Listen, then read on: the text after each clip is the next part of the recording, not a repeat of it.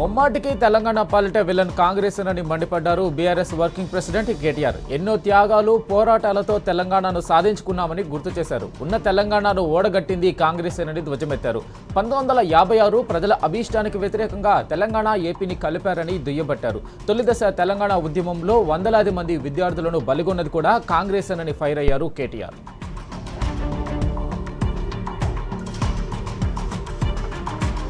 BRS జెండా దిమ్మలు కోల్చాలని CM Revanth పిలిపిస్తే ఎందుకు కేసు నమోదు చేయరని వర్కింగ్ ప్రెసిడెంట్ కేటీఆర్ ప్రశ్నించారు. బాల్క సుమన్ను టార్గెట్ చేసి కేసులు పెడతామని అంటే ఎలా అని నిలదీశారు. Harish Rao camp office, KCR Gajwel camp ఆఫీసును తగలబెడతామని కాంగ్రెస్ మాజీ ఎమ్మెల్యే అన్నారని, మరి ఆయనపై ఎందుకు కేసు ఫైల్ చేయలేదని అన్నారు. జడ్చర్లలో ఫార్మా కంపెనీని తగలబెడతామని స్థానిక ఎమ్మెల్యే అన్నారని, మరి ఆయనపై ఎందుకు కేసు ఫైల్ చేయలేదన్నారు.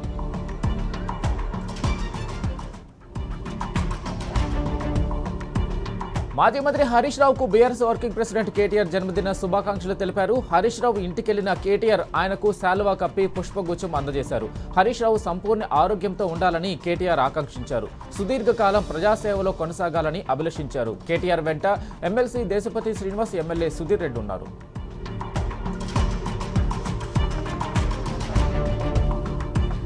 రేవంత్ సర్కార్ బీఆర్ఎస్ నాయకులపై కక్షపూరితంగా కేసులు పెట్టి వేధిస్తుందన్నారు మాజీ మంత్రి ఎమ్మెల్యే జగదీష్ రెడ్డి. హైదరాబాద్లోని చెంచల్గూడ జైల్లో మాజీ ఎమ్మెల్యే బాల్క సుమన్తో ములక్కత్ అయ్యారు.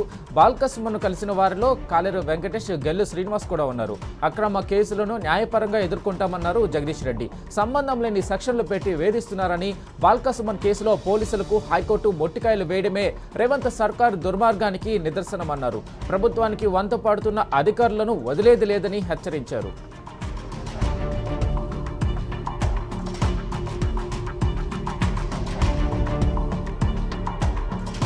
తెలంగాణ ఆత్మగౌరవంపై దాడి జరుగుతుంటే చూస్తూ ఊరుకోమని మాజీ మంత్రి నిరంజన్ రెడ్డి ఆగ్రహం వ్యక్తం చేశారు. భారతదేశంలో సర్వస్వతంత్ర రాజ్యంగా ఉన్న తెలంగాణ వాదం నిజమైన జాతీయవాదమని గుర్తు చేశారు. చరిత్ర తెలుసుకోకుండా తెలంగాణ వాదాన్ని ప్రాంతీయవాదం అంటే నాల్కెలు కోస్తామని మండిపడ్డారు. తెలంగాణపై రెచ్చగొట్టే వ్యాఖ్యలు చేస్తూ పరోక్షంగా దాడి చేస్తుంటే కాంగ్రెస్ నాయకులు ఎందుకు నోళ్లు మెదపడం లేదని విమర్శించారు. రేవంత్ సర్కార్ తెలంగాణ ప్రజలకు ద్రోహం చేస్తుందని నిరంజన్ రెడ్డి ఆగ్రహం వ్యక్తం చేశారు.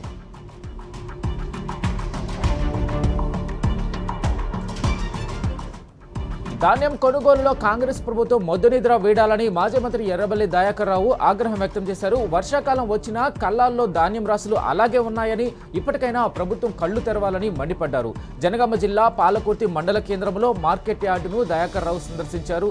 రైతుల ఇబ్బందులను అడిగి తెలుసుకున్నారు. రైతులు గత 50 రోజులుగా అరిగోసపడుతున్నా ప్రభుత్వానికి చీమ కుట్టినట్లయినా లేదన్నారు. ధాన్యం కొనుగోలులో రేవంత్ సర్కార్ అట్టర్ ఫ్లాప్ అయిందన్నారు. తడిసిన ప్రతి ధాన్యం గింజ ప్రభుత్వమే కొనుగోలు చేయాలని దయాకర్ రావు డిమాండ్ చేశారు.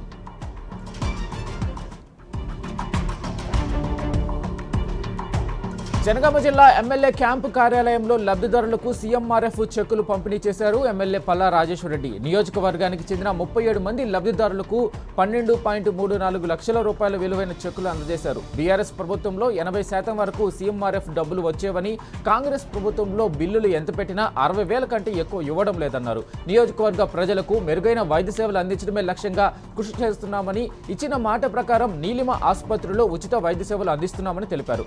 జనగామ జిల్లా ప్రజలకు ఏ సమస్య ఉన్నా తనను నేరుగా సంప్రదించవచ్చని అన్నారు పల్లా రాజేశ్వరరెడ్డి.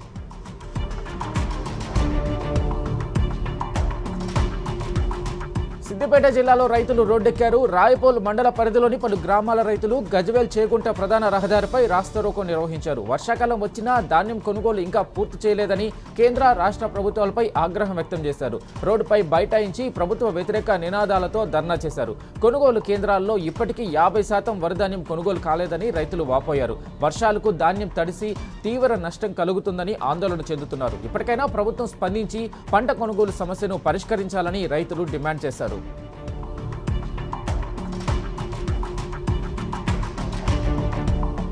రంగారెడ్డి జిల్లా తాటిపర్తి గ్రామంలో జరుగుతున్న ఫార్మాసిటీ భూముల్లో జరుగుతున్న పనులను రైతులు అడ్డుకున్నారు. భూములను చదును చేసేందుకు గ్రామానికి పదుల సంఖ్యలో వచ్చిన జేసీబీలు, డోజర్లను రైతులు అడ్డుకున్నారు.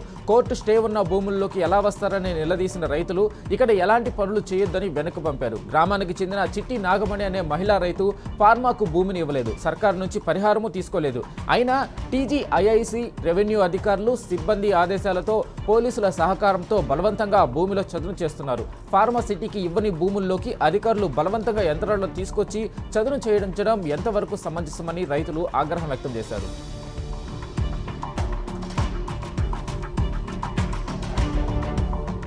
సనత్ నగర్ టిమ్స్ ఆసుపత్రి ప్రారంభం ఎప్పుడంటే ఇప్పటికీ క్వశ్చన్ మార్గానే మిగిలింది. ఇప్పటికే 3 సార్లు ప్రారంభోత్సవ తేదీలు ప్రకటించి ముఖ్యమంత్రికి సమయం లేకపోవడంతో ఆసుపత్రి ఓపెనింగ్ ను వాయిదా వేశారు. మళ్ళీ ఇప్పుడు ఈ నెల 11న ప్రారంభిస్తామని చెబుతున్నారు.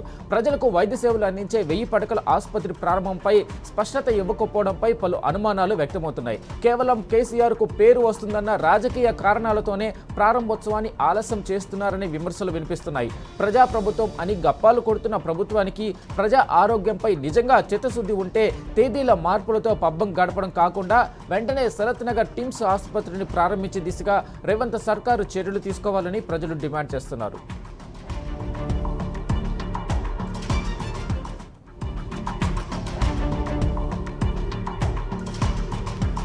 ప్రభుత్వ పాఠశాలలో విద్యార్థుల చేరికలను పెంచేందుకు నిర్వహిస్తున్న ప్రొఫెసర్ జయశంకర్ బడిబాట కార్యక్రమంలో ఆసక్తికర ఘటన చోటు చేసుకుంది.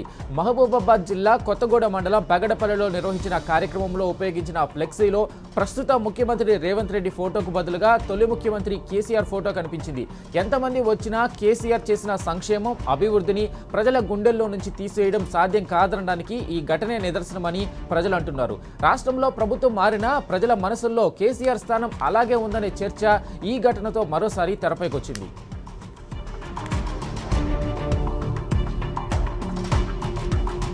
యువత చెడు అలవాట్లకు బానిస కాకుండా క్రీడల పట్ల ఆసక్తి చూపాలని బీఆర్ఎస్ పార్టీ వేములవాడ నియోజకవర్గ ఇన్ఛార్జి చల్మెడ లక్ష్మీ నరసింహరావు అన్నారు. వేములవాడ పట్టణంలో రాయల్ క్రికెట్ టీం ఆధ్వర్యంలో పోలీస్ అమరవీరుల స్మారకార్థం నిర్వహిస్తున్న గ్రేస్ బాల్ క్రికెట్ టోర్నమెంట్ను చల్మెడ ప్రారంభించారు. యువత క్రీడా స్ఫూర్తితో ముందుకు వెళ్లాలని, డ్రగ్స్ అరికట్టేందుకు అందరి తోడ్పాటు అవసరమని గుర్తు చేశారు. క్రీడల ద్వారా మానసిక ఉల్లాసం, శారీరక పటుత్వం వస్తుందన్నారు. యువత బంగారు భవిష్యత్తు కోసం కేసీఆర్ క్రికెట్ కిట్ టోర్నమెంట్ పోటీలు ఏర్పాటు చేసుకున్నామని గుర్తు చేశారు. రానున్న రోజుల్లో మరిన్ని క్రీడా పోటీలు ఏర్పాటు చేసి తోడ్పాటు అందిస్తామన్నారు.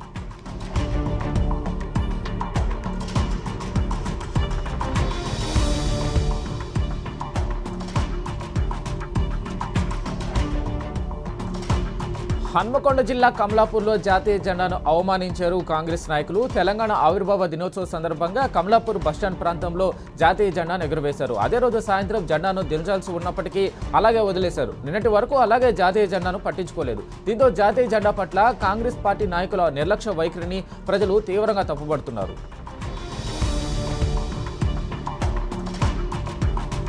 నాగర్ కర్నూలు జిల్లా అచ్చంపేటలో మనసులను కదిలించేలా హృదయ విదారక ఘటన చోటు చేసుకుంది. విద్యానగర్ కాలనీలో తెల్లవారుజామున ఓ ఇంటి ముందు నవజాత శిశువు మృతదేహం ఉండడంతో తీవ్ర కలకలం రేపింది. 9 మాసాలు మోసి జన్మనిచ్చిన తల్లి బిడ్డను గుండెలకు హత్తుకోవాల్సింది పోయి ఇలా పసికందును వీధి పాలు ఎందుకు చేసిందో, దీని వెనుక మరేదైనా విషాదకర పరిస్థితి ఉందా అనే అనుమానాలు వ్యక్తమవుతున్నాయి. ఘటనపై పోలీసులు కేసు నమోదు చేసుకుని దర్యాప్తు చేపట్టారు.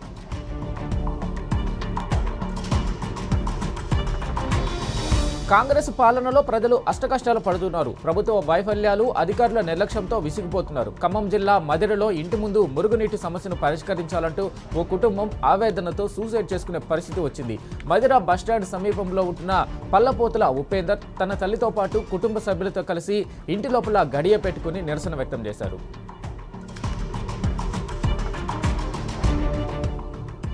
బాధితుడు ఉపేందర్ ఇంటి ముందు మదిర బస్టాండ్తో పాటు సమీప ఇళ్ల నుంచి వచ్చే మురుగునీరు చాలా కాలంగా నిల్వ ఉంటుంది. దీంతో దుర్వాసనతో పాటు అనారోగ్యానికి పాలవుతూ తీవ్ర ఇబ్బందులు ఎదుర్కొంటున్నారని పలుసార్లు అధికారులు, ప్రజాప్రతినిధులను సంప్రదించినా ఫలితం లేకపోయింది. సంవత్సరాలుగా వెంటాడుతున్న ఈ సమస్యతో ఆవేదన చెందారు. కుటుంబ సభ్యులతో ఆత్మహత్యా యత్నానికి యత్నించారు. విషయం తెలుసుకున్న స్థానికులు వారిని బయటకు తీసుకురావడానికి ప్రయత్నించినా సాధ్యపడక పోలీసులకు సమాచారం ఇచ్చారు. ఘటనా స్థలానికి చేరుకున్న పోలీసులు కుటుంబ సభ్యులకు నచ్చజెప్పే ప్రయత్నం చేశారు. వారు స్పందించకపోవడంతో తలుపులు పగలగొట్టి వారిని బయటకు తీసుకొచ్చారు. అనంతరం ఉపేందర్ ఇచ్చిన ఫిర్యాదు మేరకు పోలీసులు దర్యాప్తు చేపట్టారు. ఈ ఘటన మదిరలో చర్చనీయాంశంగా మారింది.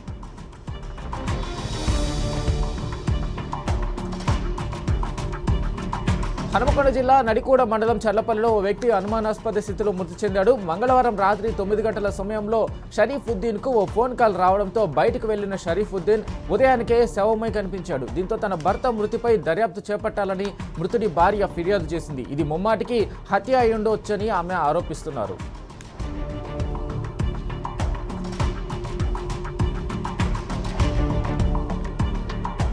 సంగారెడ్డి జిల్లాలో భారీగా డ్రగ్స్ పట్టుకున్నారు మహారాష్ట్ర పోలీసులు. కోహీర్ మండలం పిచరగడి తండాలో ఓ ఫామ్ హౌస్ కేంద్రంగా అంతర్రాష్ట్ర స్థాయిలో సింథటిక్ డ్రగ్స్ తయారీ జరుగుతుండగా ఆకస్మిక దాడులు చేసి పట్టుకున్నారు. వీటి విలువ 20 కోట్లకు పైగా ఉంటుందని పోలీసులు చెబుతున్నారు. ప్రమాదకర రసాయనాలు, ల్యాబ్ పరికరాలతో పాటు ముగ్గురిని అరెస్టు చేశారు. డ్రగ్స్ తయారీ వెనుక ఉన్న గ్యాంగ్ కోసం గాలిస్తున్నారు.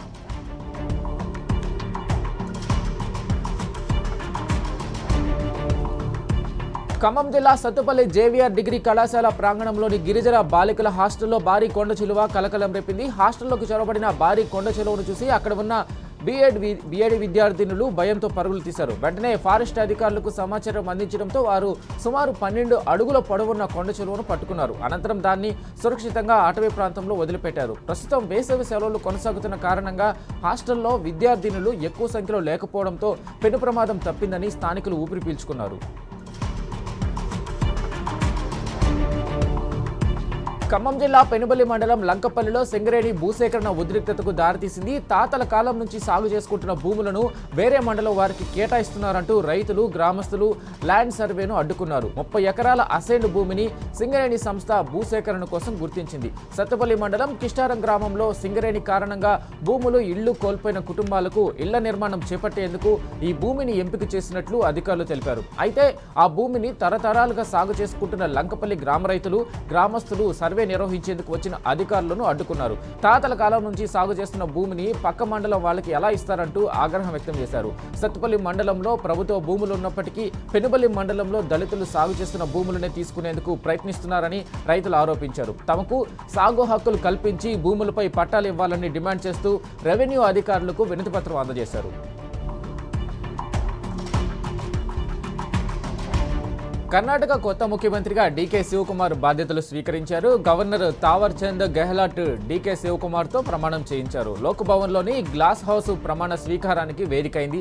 ఈ వేడుకకు కాంగ్రెస్ అగ్రనేతలు హాజరయ్యారు. రాజ్యాంగం చేతిలో పట్టుకుని డీకే ప్రమాణ స్వీకారం చేశారు. తనను ముఖ్యమంత్రిగా ఎన్నుకున్న ప్రజలకు కృతజ్ఞతలు తెలిపారు. ఇక డిప్యూటీ సీఎంగా జి పరమేశ్వర ప్రమాణం చేశారు.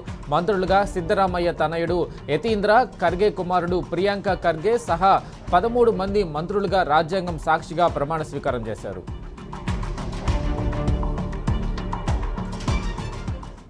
పశ్చిమ బెంగాల్ టీఎంసీ అనంతరం అనూహ్య పరిణామాలు జరుగుతున్నాయి. ఇప్పటికే పలు చోట్ల టీఎంసీ నేతలపై దాడులు జరగగా ఇప్పుడు టీఎంసీలోనే చీలికలు ఏర్పడ్డాయి. టీఎంసీ నేత రితబ్రత బెనర్జీ తిరుగుబాటు జెండా ఎగురవేశాడు.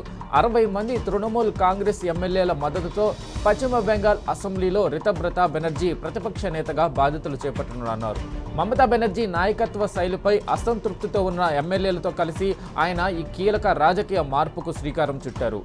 పార్టీ వ్యతిరేక కార్యకలాపాలు చేస్తున్నాడని టీఎంసీ పార్టీ రితబ్రతను బహిష్కరించినప్పటికీ అసెంబ్లీలో మెజారిటీ ఎమ్మెల్యేల మద్దతుతో రితబ్రతను కొత్త ప్రతిపక్ష నేతగా గుర్తించాలని స్పీకర్కు లేఖ అందజేశారు.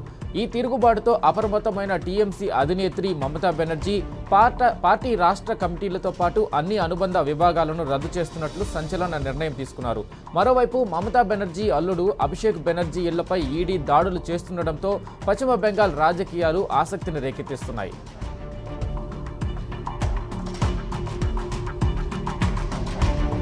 ఢిల్లీలో ఘోర అగ్ని ప్రమాదం సంభవించింది. మాలవీయ నగర్లోని లెమన్ గ్రీన్ రెస్టారెంట్లో మంటలు చెలరేగి క్షణాల్లోనే భవనం అంతటా వ్యాపించాయి. ఈ ఘటనలో 21 మంది సజీవ దహనమయ్యారు. పలువురు తీవ్రంగా గాయపడ్డారు. 37 మందిని రక్షించారు అధికారులు. తీవ్రంగా గాయపడిన పలువురిని చికిత్స కోసం సమీపంలోని మ్యాక్స్ ఆసుపత్రికి తరలించారు. అయితే వీరిలో చాలా మంది పరిస్థితి విషమంగా ఉండడంతో మరణాల సంఖ్య మరింత పెరిగే అవకాశాలు కనిపిస్తున్నాయి. మృతుల్లో ఎక్కువగా సౌత్ ఆఫ్రికా, సోమాలియా, గల్ఫ్ వాసులు ఉన్నట్లు తెలుస్తుంది. ఈ ఘోర ఘటనపై దిగ్భ్రాంతి వ్యక్తం చేసిన ప్రధాని మోడీ మృతుల కుటుంబాలకు సంతాపం తెలిపారు. మృతుల కుటుంబాలకు 2 లక్షలు, క్షతగాత్రులకు 50,000 ఎక్స్ గ్రేషియా ప్రకటించారు.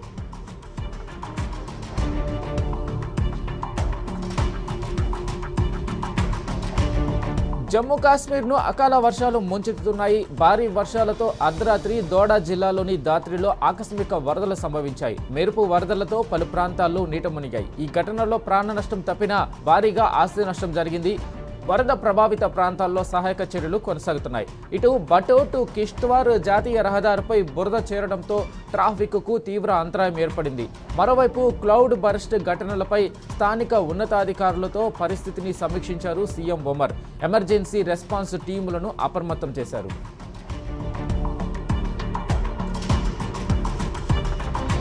ప్రపంచానికి ఎల్ నీనో ముప్పు పొంచి ఉందంటుంది ఐక్యరాజ్య సమితి. రానున్న కొన్ని వారాల్లో ప్రపంచ వాతావరణాన్ని సమూలంగా మార్చేయగల ఎల్ నీనో ముంచుకొస్తుందని తీవ్రస్థాయిలో హెచ్చరించింది. ఇప్పటికే గ్లోబల్ వార్మింగ్ కారణంగా వేడెక్కిన భూమండలంపై దీని ప్రభావం వినాశకరంగా ఉండనుందని ఆందోళన వ్యక్తం చేశారు సెక్రటరీ జనరల్ ఆంటోనియో గుటెరస్. దీని ప్రభావాలు సరిహద్దులు దాటి మరీ వేగంగా వ్యాపిస్తున్నాయని పేర్కొన్నారు. ఎల్ నీనో వల్ల భారత్లో రుతుపవనాలు బలహీనపడి వర్షపాతం తగ్గిపోతుందని తెలిపారు. ఈ పరిణామాల వల్ల ప్రపంచవ్యాప్తంగా వ్యవసాయ రంగం కుదేలై పంట దిగుబడులు తగ్గిపోతాయంటున్నారు యుఎన్ చీఫ్.